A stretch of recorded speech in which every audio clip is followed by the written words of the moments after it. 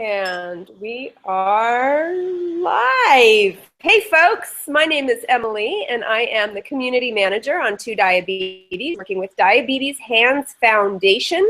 Happy holiday season to you.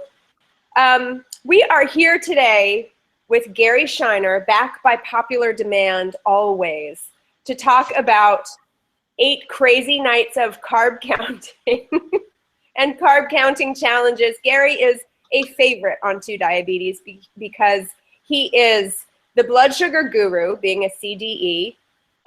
He's up for any challenging question, and he's also just a super fun guy. So Gary, camera is on you. Before we get going, where the heck are you right now? Well, this is my first question for the studio audience. You look at this map, tell me where I am. Look, look, look. Can anyone tell? Where in the world is Gary Scheiner? Ooh, look, look. It's like, who knows where that is? like, where's Waldo? All right, if you give up, I'll tell you, I am in Missoula, Montana. Woo! And what are you doing there? I'm doing some presentations for Omnipod, and I was up in a northern town north of here called Kalispell this afternoon. A cute little town. It was snowy, very pretty. And tonight back in Missoula. Awesome. Awesome. So you're doing presentations for Omnipod, and you told me before we got on this this hangout together that, or rather before we went live, that you were going to do a pod change during our live interview. Is that still the plan? That's right. I got my pod here and my insulin and all, and I'm going to blindfold myself. No, I'm not going to blindfold myself. But that would do to see if somebody could change one out blindfolded. It's just keep talking as we're going along. Be changing out pod. Pumpers out there, I'm sure can relate. We've all been doing things while we've had to change our pumps out. And people on injections have done stuff while they're giving their shots and checking blood and all. So yeah, it's par for the business. I'm just loading up my syringe here. It is, but it's a first. It's a first for me in the live interview series to be doing an interview with someone while they're doing a pod change. But I love it. Are you? Of course, you're able to talk and do that at the same time. Cool. For those who have not met you before, can you do a quick intro? Who are you, and why do we love you so much? I don't know about the love part. I'm a diabetes educator from Philadelphia. Have my own practice, work with people all over the world on their diabetes management, and written a number of books. Think Like a Pancreas is my book. Do a lot of lecturing nationally, internationally. And as you can tell, I have diabetes. I don't just do this stuff for fun, like you. And that's pretty much it. I've had type 1 for a little more than 30 years. I still beat you. I know you do. I'm trying to catch you. It's just I'm not making up any ground. Gary has been trying to catch up with me since we met several years ago, but I've still had diabetes longer than he has. So we already have a couple of questions that have come in for you today, First, Gary. I got to wish you happy holidays. Yeah. And what are you doing for the holiday season, Em? What am I doing? Yeah. I'm taking some time off of work. I'm going to take a little vacation and hang out with family, relax, maybe open a couple of presents, but not a whole lot. My family celebrates Christmas, but in a very low-key sort of way. It's more about getting together and hanging out, having a good meal than a lot of presents. We don't go to church or anything like that on Christmas. So that's our big plan. How about you? When you said you were going to open up a few, I thought you were going to say bottles of wine or whatever. I thought that would be your speed.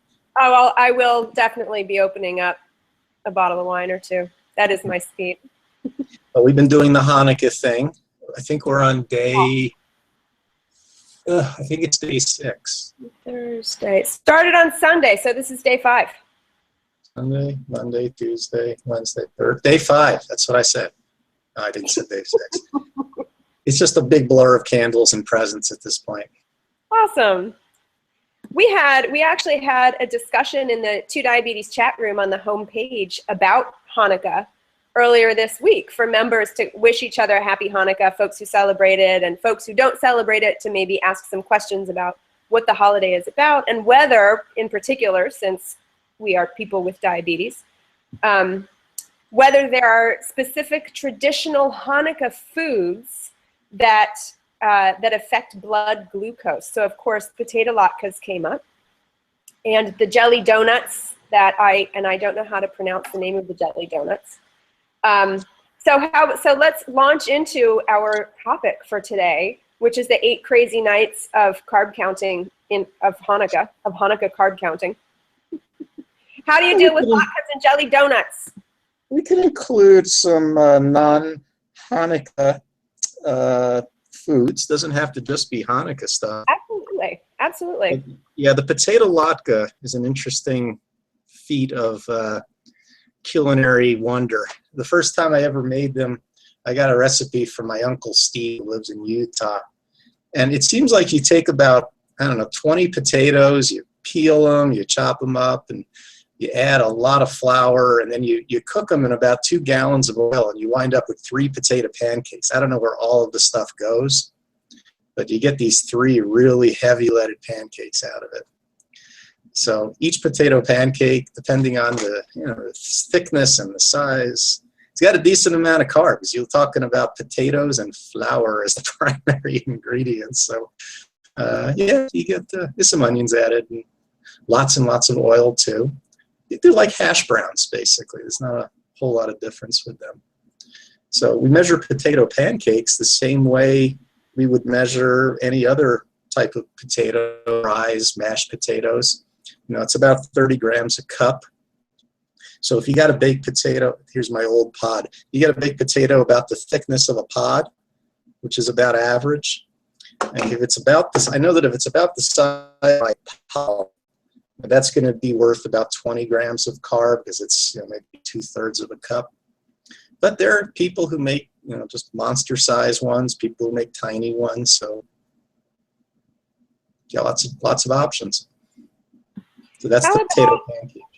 How about, because they are fried, how about accounting for the fat in potato latkes? Do you bolus differently because it has a lot more fat than, say, just a baked potato? That's a good point. It depends how many you have. If you're able to choke down more than a couple of those things, you're probably getting enough fat that it's going to start influencing your blood sugar. And this is something I was actually discussing with the folks here in Montana because there's a lot of talk about protein and how that affects blood sugar, but fat is still a bit of a mystery. There's a study that was just published about that, and it showed that if you take someone, have them eat 30 grams of carb without fat, their blood sugar will go up a certain amount. They have 30 grams of carb with fat, it goes up that certain amount, and then it continues to go up. So there's an additive effect that the protein has. And we think it's because when we have a lot of fat in a meal, it causes some insulin resistance throughout the body, and the liver actually dumps out extra sugar as a result. So that extra sugar has to be covered with something. So my strategy is to raise the basal rate with a lot of fat. All right, so if I was having 1 or 2 of those potato latkes, I wouldn't bother. But if I was having more than that, I probably would raise my basal, in addition to bolusing for the carbs. Now the fat can also, what's that? For how long? I do it for 8 hours. Seems to be a fairly long-lasting effect we get from fat. A lot of people report they go out to dinner, their blood sugar at bedtime is reasonable, but then it's climbing all night long, and that's the fat doing that. Usually, even if you're eating a slow digesting carb, it doesn't tend to do much after 4 to 6 hours. So it's the fat that's causing those delayed effects.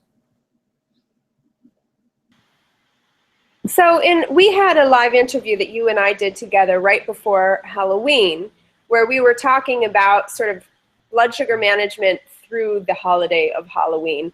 And I remember that one of your really, what I thought was really great words of wisdom was, pieces of wisdom, was allow yourself to go ahead and just eat some Halloween candy on Halloween and then stop eating Halloween candy after that, rather than trying to really limit yourself the night of Halloween and then feeling kind of antsy and deprived and continuing to dribble Halloween candy into your diet for like the next week.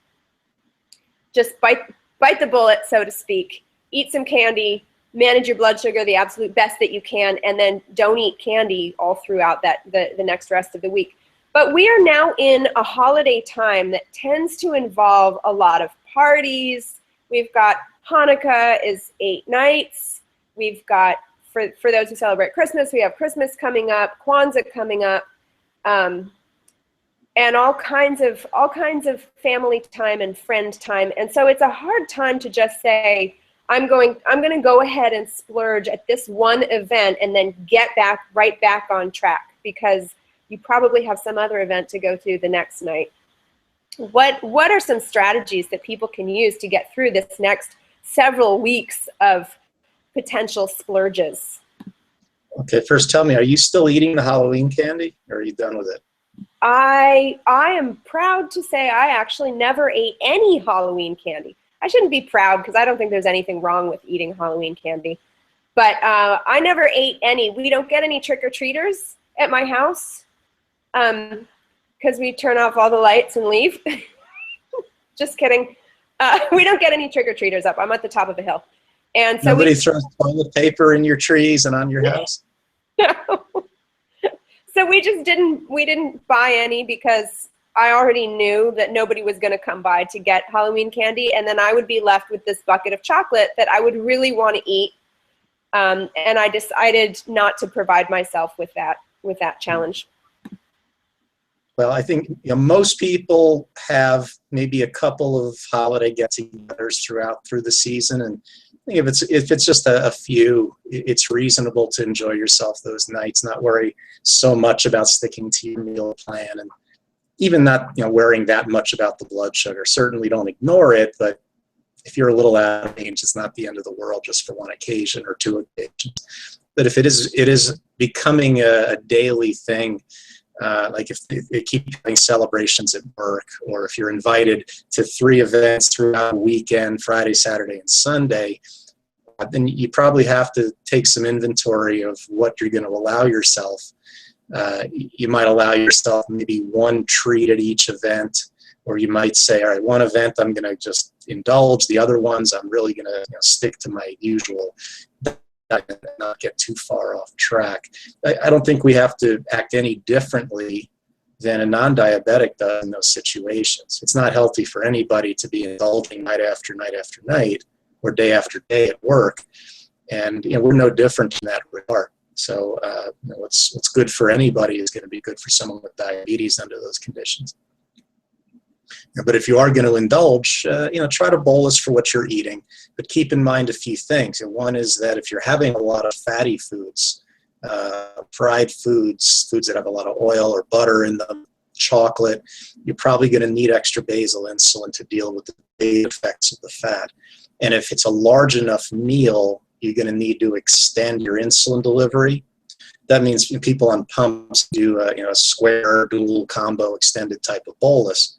Those on injections can either delay their shot until an hour or so after they've eaten, or split the dose into a couple of parts, just so that the insulin doesn't peak prematurely. So, slowing down the bolus is going to be necessary to wind up tanking and then rising hours later.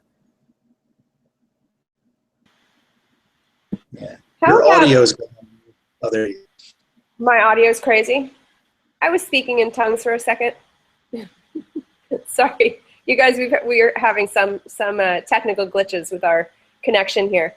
How about alcohol? This is another common holiday indulgence. Mm-hmm. How does alcohol affect blood glucose? Does it affect blood glucose? And how do you You're a wine drinker, right? You like wine? I am. Yeah. So when you have wine, how many would you tend to have? At a party, I'll drink 2 glasses probably. Mm-hmm. Okay. Do you feel a little bit of a buzz from those 2 glasses? A little bit. Okay.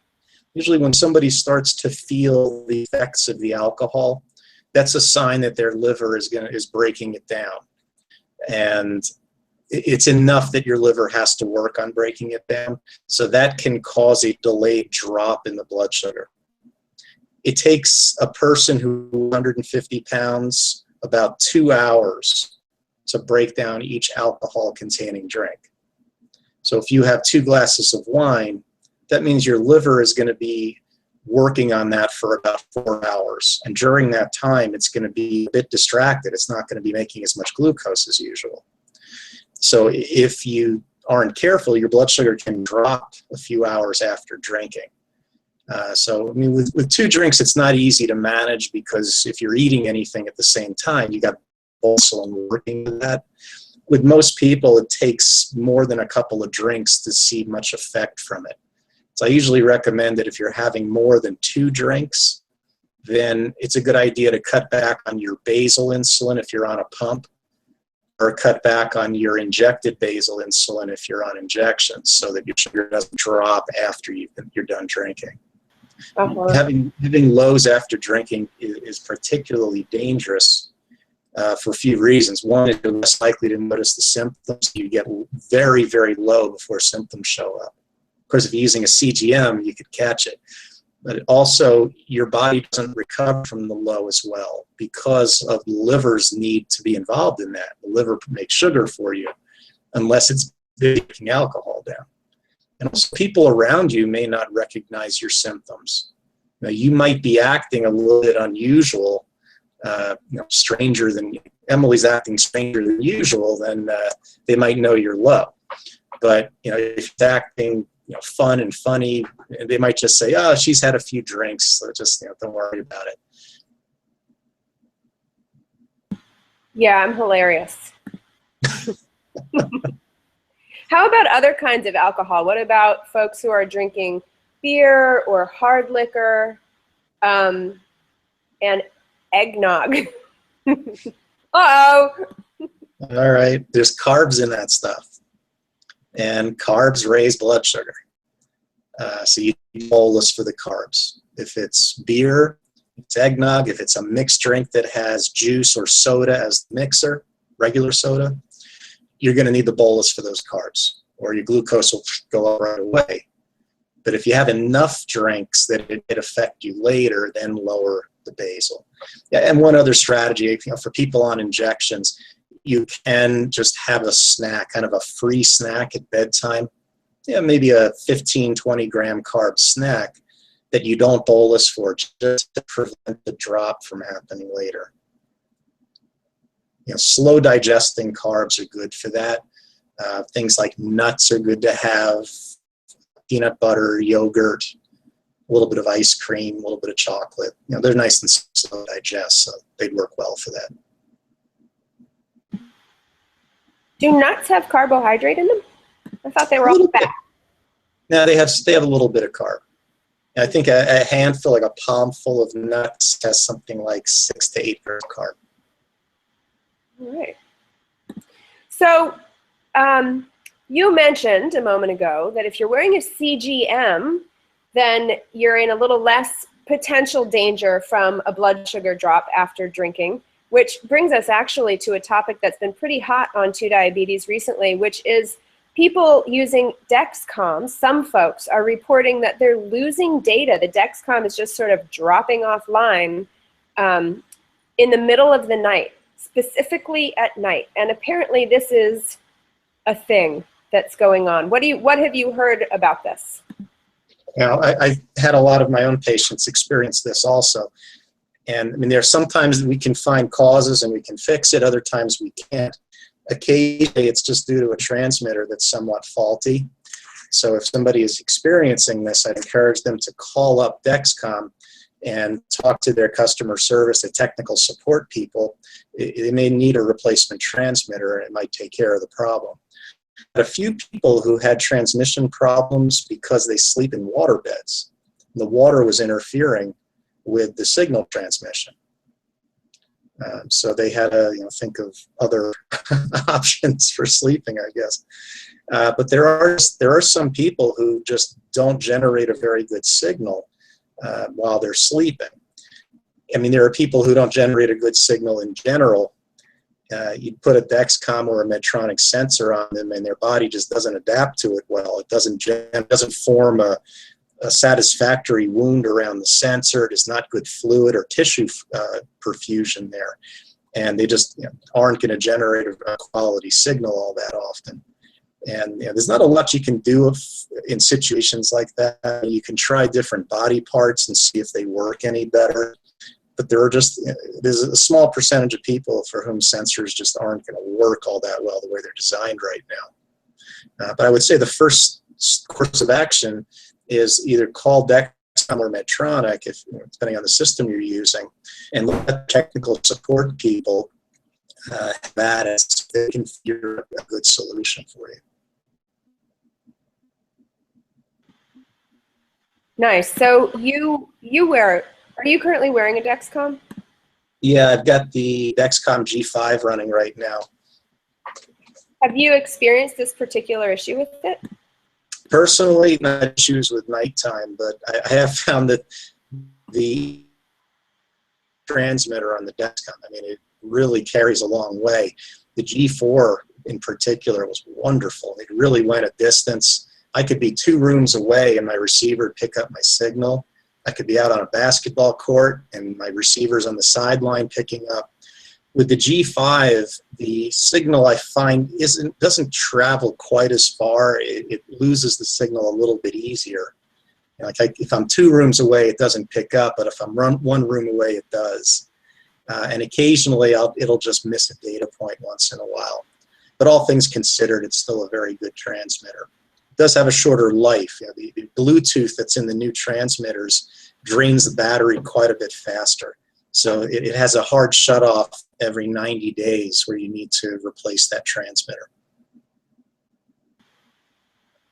We got, I'm scooting us backward for a moment, but I'm just seeing that we got a great comment in the chat room while we were talking about latkes a little bit ago.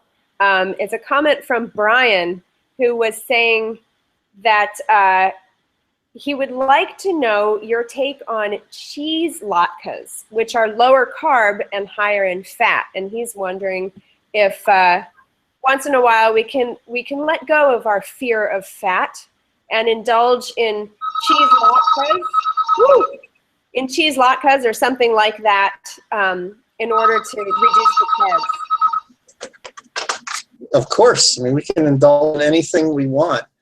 I don't think I have ever had a cheese latke.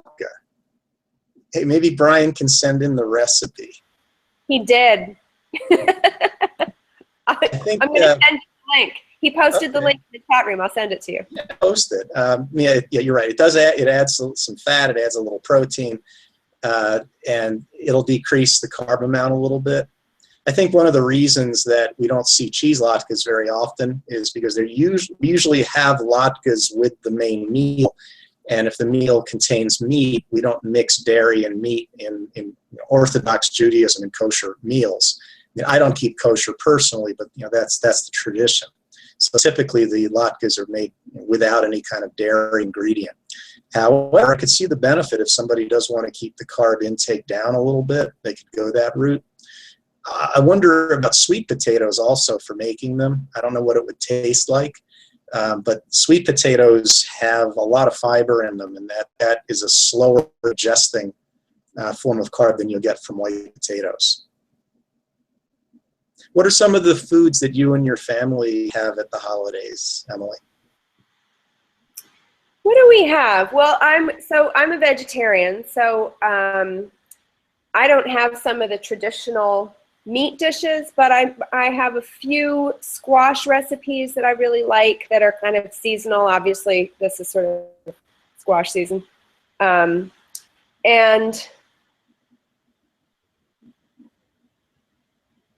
I don't know what other traditional foods we have. Green beans? My family tends not to be super traditional. So sometimes we go out for dinner on Christmas and we'll go to a Chinese restaurant or an Indian restaurant, or a lot of us really like ethnic food. Christmas and as a vegetarian, spaghetti and egg roll night at the Coles family. Yes, spaghetti and egg rolls.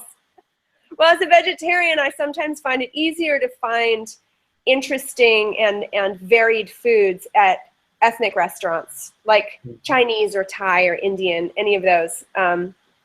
And my family is tremendously accommodating of my dietary choices. So a lot of times we do stuff like that. And that is also tends to be, I'm able to choose reasonably low carb options in places like that. Like if I get a vegetable curry type thing, it might be reasonably somewhat low carb, but super high fat. So some of what you were talking about still. I would guess that probably 9 out of 10 people who carb count don't count vegetables when they do their carb counting. And I'm not talking about potatoes and corn. I'm talking about salad type vegetables. And when you're having a decent amount of veggies, you really do need to count them. Cooked veggies, like you mentioned, squash, green beans, broccoli, kind of cooked vegetables like that. You should count them as about 10 grams a cup. And that's just a simplified approach so that you don't have to go looking up the exact grams for every single one of them. It'll usually be pretty close if you figure 10 grams a cup for cooked veggies. And when you're having raw salad type veggies, figure about 5 grams a cup. So people have a good size like chef salads, things like that. They may be having 2, 3, 4 cups of veggies in that, so the carbs do need to be included. Yeah, I have definitely been fooled by all vegetable dishes before. All vegetable being hyphenated, not by all vegetable dishes. That's not a good I've been thing fooled for a vegetarian. What? As a no. It's not a good thing for a vegetarian. It's a terrible thing. But to eat a salad that, that doesn't have any corn in it, and it doesn't have any of what we consider to be starchy vegetables in it, and think, tiny little smidgen of insulin for this, and then discover later that really I needed more than that. It's gotten me many times. Yeah. So we have more questions coming in. We have more questions in the chat room right now, but before we get to those, I got a couple of questions from our member Claudette earlier this week, who wanted to make sure that we had time to answer her questions in this chat, because she asked them at the end of our last interview and we didn't have time to get to them. So I want to start right now with Claudette's 2 questions. Bring it on. Let's bring it on, Claudette.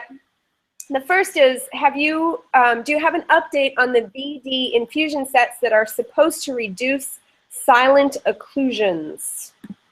I don't.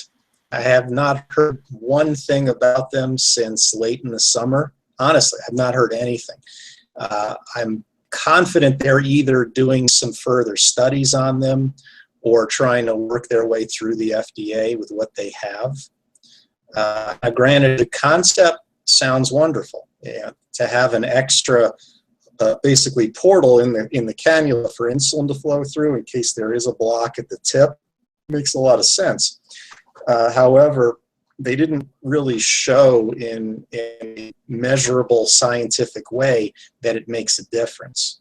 It may be that we experience these silent occlusions multiple times a day, and it could be happening, but we don't know that it really influences blood sugar levels. I mean, a full-blown occlusion certainly will, but a temporary block or temporary flow or interruption that goes through a few minutes later, it probably doesn't make any difference at all. So I think until they are able to prove that these silent occlusions are truly influencing glucose control, I'm not sure how much value we'll be able to get from them. All right, Claudette's next question is also technology related. Claudette says, I'm very insulin sensitive and I got a Vibe pump without realizing that the bolus does not have smaller increments than whole units. As a result, I'm having a terrible time getting the proper dosage of insulin. I have adjusted the basal rates, but I'm just not being very successful. Do you have any suggestions? Well, the Vibe pump does deliver to the nearest 40th of a unit. So she may have to change something in the settings. Yeah, the Animus pump deliver very precise increments. I know they can do 0.05. I think they can do 0.025 increments on the boluses. They can on the basals, I know that. But yeah, you can deliver less than a unit with the Vibe pump, absolutely. So it sounds like, Claudette, if you have a CDE that you use, talk to that person to help you figure that thing out. There's a setting option, when you go into the settings, the set advanced, there's a place where you can set bolus increments, and if it's set for 1 unit increment. Now, what she might be talking about is the kind of, I think it's called the quick or easy bolus, where you just press the button on the top to initiate delivery. I believe that can be set for half unit increments. It might be able to do quarters. I mean, I usually discourage people from using that quick bolus feature. I like people to go through the bolus calculation. The quick bolus even can do less than a unit per increment. It's a matter of where you set the increment in the setup. All right. So next we have a question from Kayla, who is a member who is, she's a student, she's a college student, and she says, what is your advice for surviving finals week and the end of the semester before the break for the holidays for a student who has diabetes? And it sounds to me like Kayla is experiencing a lot of high blood sugar because of the stress and maybe sleep deprivation a little bit of final exams. What are your thoughts? A good place to start, if you're not already, look up the College Diabetes Network on the internet. They have chapters in dozens of schools around the country. It's just groups of students with type 1 who get together, support each other, etc. Good online resources as well. I think it's collegediabetesnetwork.com. That'd be a good thing to check out. And if what Emily is saying is true, if you're experiencing a lot of high readings because of changes in your sleep, stress, possibly eating a lot of junk you might not normally eat, then I think you got to take a step back and consider the effect these blood sugars are having on your academic performance. If you don't take care of your diabetes, it's going to make it doubly hard for you to get the grades you want. You're going to have to work a lot harder. And even if you do, there's still no telling when it comes to test time or paper writing that you're going to perform to the extent you need to. Your blood sugar management absolutely affects your mind's ability to function properly. So if you want to be creative, if you want to be able to multitask, think logically, intelligently, recall information, you need to manage your blood sugars. And not perfectly, but you got to do a reasonable job with them. Raising your basal rate's a good option during this time of year. Some people set up a secondary program that they can just switch to when they're going through times like this, where they're not sleeping as much, eating a lot of fatty food like pizza and stuff like that, and under more stress, and also sitting a lot more. If you spend a lot of time sitting, and arise just from that. One of the students that I've worked with, and I found this personally, is that if I get a workout in every day, my brain functions a lot better. It kind of like unjams all the stuff that gets clogged up in your head. Emily, I don't know if I know you dance. I don't know if that helps you intellectually, mentally as well. I definitely, well, what I definitely notice is that my blood sugar is a lot more stable throughout the day if I exercise in the morning. I have a pretty predictable rise in the late afternoon and evening if I don't exercise in the morning. And then, yeah, it does make it harder for me to do my job once my blood sugar is high, and it's one of those really tenacious highs that kind of creeps up slowly, but I just can't stop it, and then it takes forever to come down. It's probably exactly what Kayla is experiencing, because stress and anxiety can do the same thing, just make you feel like your insulin has turned into water, and no matter what you do, your blood sugar stays up there. And yeah, it makes me foggy-headed. I tell students to think about their diabetes as one additional, maybe a small 1-credit class or a pass-fail type class that they're taking. And they have to put as much effort into that as they do be a 1 credit class. Will really screw up your GPA. So give enough attention to your diabetes as if it was a course that you're taking.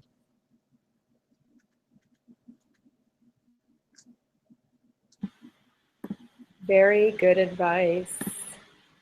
Heading back to latkes. It is our return to latke time. This is a comment from Brian, who had mentioned the cheese latkes that we're all kind of drooling about now as we think of that possibility. And Brian says, I'm on multiple daily injections, or MDI, and I would love to know your take on bolusing for a high-fat latke meal. Do you split the bolus? Do you do the bolus after the meal? This is with injections, so there isn't square rate wave bolusing and all of those kind of fancy things that pumps allow. So how do you manage this on MDI? It's a great question. Any mixed meal where there are some high-fat components, you're likely to see somewhat of a delayed blood sugar rise, at least more of a delay than you'd see with a lower fat meal or a smaller meal. And you have options. There's a number of ways to attack it. One would be to just give your bolus after eating instead of before. I mean, we know that for most meals, it's best to bolus about 15 minutes before eating. That's my CGM. And bolusing after the meal works better with the slower digesting stuff. You can also split your dose. You can give part of it before eating and then save the rest for an hour, hour and a half later, which isn't a bad option because you never really know up front how much carb you're going to eat in a meal like that. They're good latkes and you just eat a bunch of them. It's nice to be able to dose for the right amount. And one other option is to keep some regular insulin around.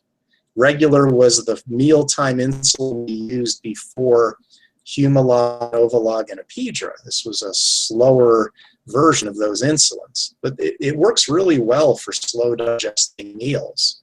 It just works terribly for ordinary meals. That's why we don't use it so much anymore.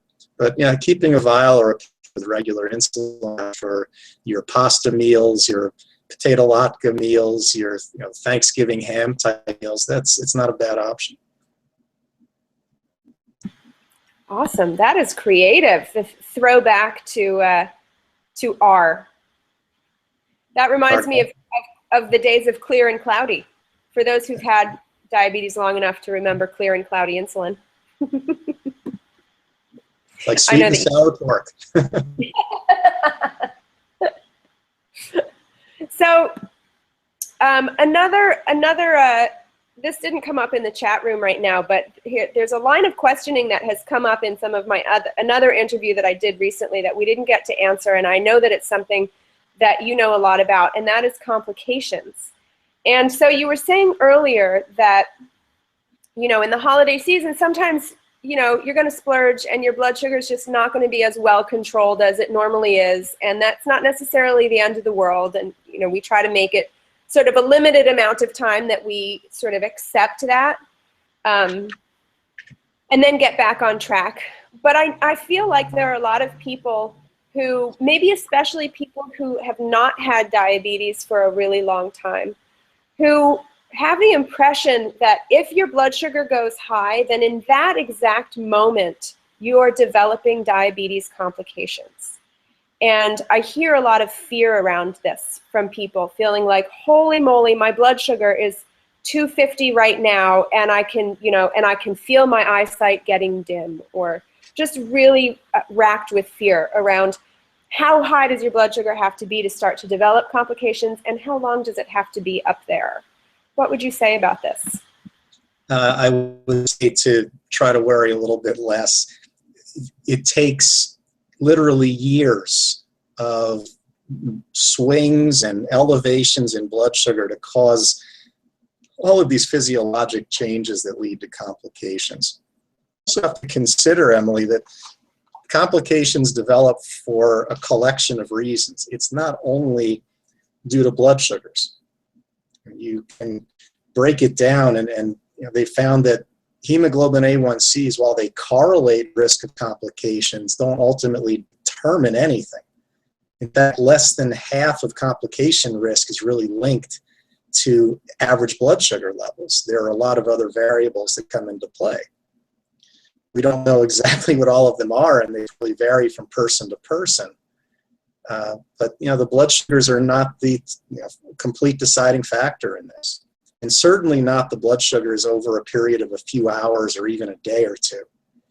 Consider how long it takes complications to develop, over 10, 20 years. So if you have high blood sugar for, let's say, 2 straight days, you just binge for a weekend, that 2 days might represent 1/10 of 1/10 of 1/10 of 1% of what it takes to develop complications. I have a habit of it. If it's not something that keeps happening repeatedly, it's not something you should worry about. Mm-hmm.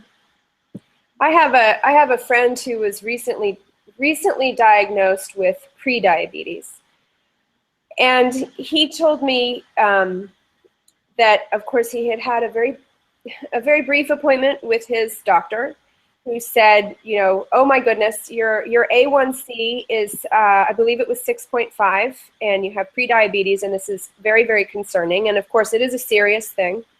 But he left that appointment with the impression that this number, that he had never heard of an A1C before, and he didn't know what it was supposed to be or what it meant or anything, but that this was a catastrophic number somehow. And now sort of all of the things that he had heard about diabetes, like all the terrible stuff that can happen, was about to happen to him because he had this magical number of 6.5. And I wanted to give him some perspective, and I said, consider this. I have had diabetes for 37 years at that time, and I've never had an A1C as low as 6.5 ever. You must be a walking time bomb then, Emily. Oh, time bomb. I'm ticking. You can hear it if you get close enough. Yes, there are people who have immaculate blood sugar control who develop complications relatively early, and there are those who have just average or below average control and never develop complications. So it's a factorial thing. So that's why I stress not to get too hung up and strung out over individual high, a day or two of elevated readings, because in the grand scheme of things, it's relatively meaningless. It does have meaning in the short term. When glucoses are elevated or low, we don't perform as well and don't feel as good as we should. But as the complications go, it's a proverbial drop in the bucket. Absolutely. We have a member in the chat room who is curious about whether you are still using and enjoying your Apple Watch for continuous glucose monitoring. Oh, look, he's gone. Yeah, your voice faded out. Yeah, your voice faded out as soon as you said, if I am enjoying your... What a cliffhanger. Okay, bye. If you are still enjoying your Apple Watch for continuous glucose monitoring, are you still using it? No, I've never used it. I've never had an Apple Watch. I'm still using my iPhone for my CGM. Are you enjoying that? Yeah, I am. I used to misplace my Dexcom receiver multiple times a week. It got to a point where I would pay my kids $5 for whoever found it. And they were good. They would scour the house and knew everywhere to look. And then I was doing a talk at a parents' meeting, and they said, "Hey, Gary, you realize your kids are probably hiding it." And since then, I stopped paying them. But it's worked out really nicely. It's not a perfect system. There's some things I'd like to see better about it. But I do like it. It's just a much more convenient way of getting my sensor data than having to carry the separate receiver. And it's the latest software, the best accuracy, and so on. And we have the Animus pump and the tandem pumps that have the Dexcom sensor display, but it's not the latest version. It's a slightly outdated version of that, the data that it's showing. What are the things that you would like to see changed or improved in the next upgrade? I'd like to be able to see more than just the last 24 hours of data on screen. You should be able to do that. I'd also like for it to be able to control the vibrate mechanism. Something I really liked about the receiver is the vibrate mechanism was really strong, and it would vibrate a certain number of times to let you know exactly what the problem was. I didn't have to take it out of my pocket. I just count the vibrates. I knew what was going on. The phone doesn't do that, but it could. I simply could set the app up to do that. The download also, the download right now is a program called Clarity, and it generates just a couple of fixed reports that, they're decent reports, but I'm used to looking at details, and the reports, you just can't get the details off of those Clarity reports. Word is that Dexcom and also Diasend are both working on integrating the data better from the G5 into some reports that'll be, meaningful at least to get with the Studio software. And I also have to spread the word out there that when people see a type 1 diabetic looking at their phone, don't feel insulted. They're not dissing you. They're checking your blood sugar. It's a social thing. When you're talking to somebody, I'm like, hey, Emily, how's it going? And I start looking at what do you think? Think, this guy's rude. But what I should do, I need a sticker for here that says, I'm not dissing you, I'm checking my blood sugar. Someone should make those up. I'm sorry, Gary, were you saying something? I'm checking my blood sugar. I tell you, one of the funniest things I saw, this was a t-shirt a woman was wearing at a JDRF meeting recently. It's all type 1s, adults and kids. She's wearing a shirt that says, "Yes, I'm allowed to eat that." I thought that was spot on. Absolutely. Did you ask her where she got it? She made it up herself. She just went to a shop and had made it up. But I thought that was classic. Yeah, go ahead. Well, I was going to say, we only have a few more minutes, folks. Gary has to leave right on the next hour. So we need to make sure to wrap up on time. But we just got a great question in the chat room, which is, do you have any New Year's resolutions around your diabetes? And if so, what are they? Yeah, I do have one. I need to take a few pounds off. I know I'm not overweight, but I have added a little bit of weight in the last year, and let my eating get away a bit. I'm very disciplined about a lot of things with my diabetes. I'm really good with my pump management. I count my carbs and everything. I work out religiously. I check my blood, got my monitor, CGM, but I overeat. I'm eating a lot of the wrong stuff. So my pledge is I'm gonna work on that first of the year. It's just, it's one aspect, and I think it's a good message for everybody, is that if you're going to set a goal for yourself, make it a meaningful one, make it a manageable one, and something where you can measure the results after a period of time. To just say, I'm going to manage my diabetes, now that's too vague, it's too overwhelming. Pick one specific thing to work on, you have a much better chance for success. And I also want to add that our practice is still available to work with anybody who wants some coaching and expert guidance with their diabetes management.